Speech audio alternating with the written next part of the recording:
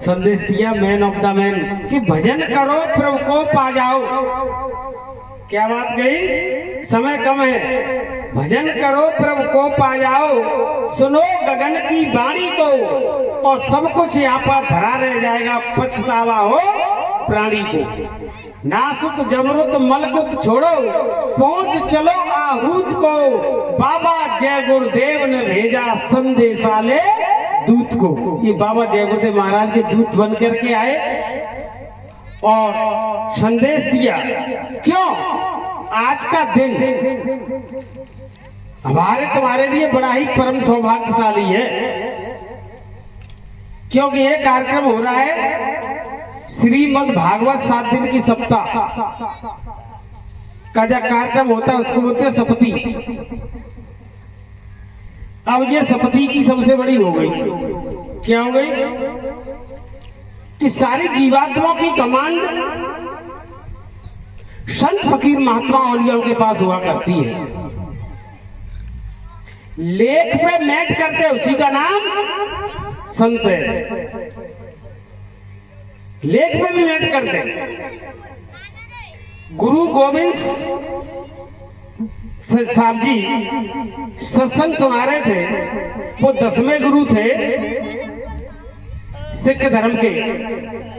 गुरु नानक देव पहले, और उनके शिष्य थे गुरु अंगद देव। अंगद देव के शिष्य थे अमरदास जी। अमरदास जी महाराज के रामदास जी, और रामदास जी महाराज के अर्जुन देव। अर्जुन देव के शिष्य थे हरगोविंद जी महाराज।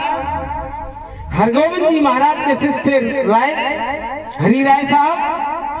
हरि राय साहब के शिष्य थे हरिकृष्ण जी महाराज, जो 5 साल की उम्र में उन्होंने नामदान दिया।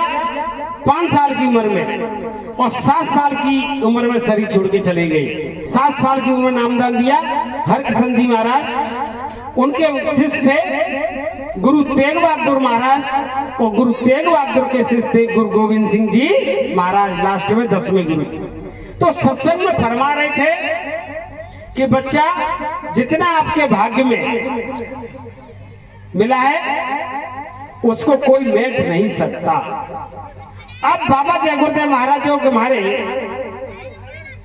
राहुल भैया ने, परमादरी टाटधारी जी ने बताया कि सारी कमान गुरु महाराज के हाथ में है।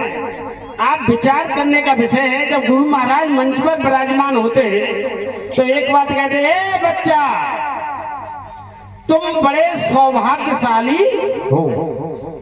भाग्यशाली नहीं कहते थे। अब सौभाग्यशाली क्यों कहते थे, ये बात सुन लीजिए।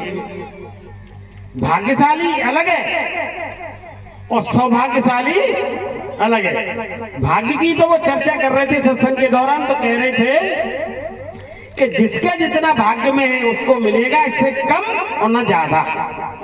हजूर की मौज हुई। मौज सत्संग करने के बाद हम बोले, अरे बच्चा, उस मालिक की मौज हो रही है, जिसको जो कुछ मांगना हो तो मांग ले। तब तक एक सेवादार उठा के, हजूर मैं बहुत गरीब आदमी हूँ, खाने के लाले पड़ रहे हैं, मुझको कुछ धन मिल जाए, आज से चल तू लखपति हो गया।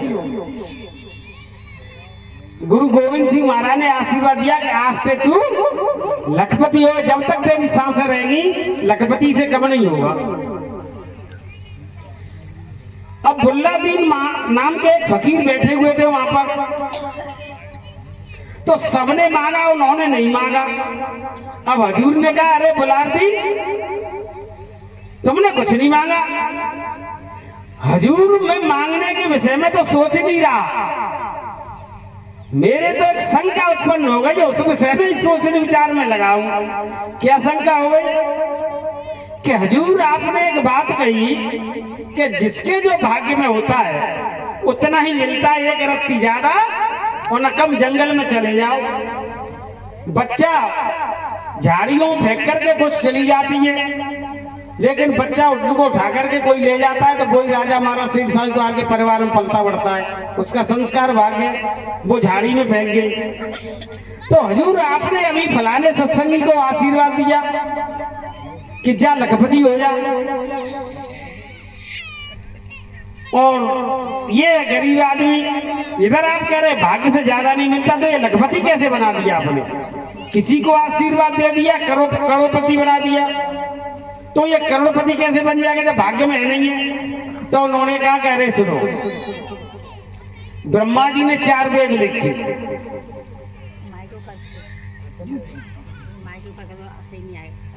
ब्रह्मा जी ने 4 वेद लिखे। अब वेदों के लिखने के बाद में 1 लाख श्लोक लिख के 80,000 कर्मकांड, 16,000 पास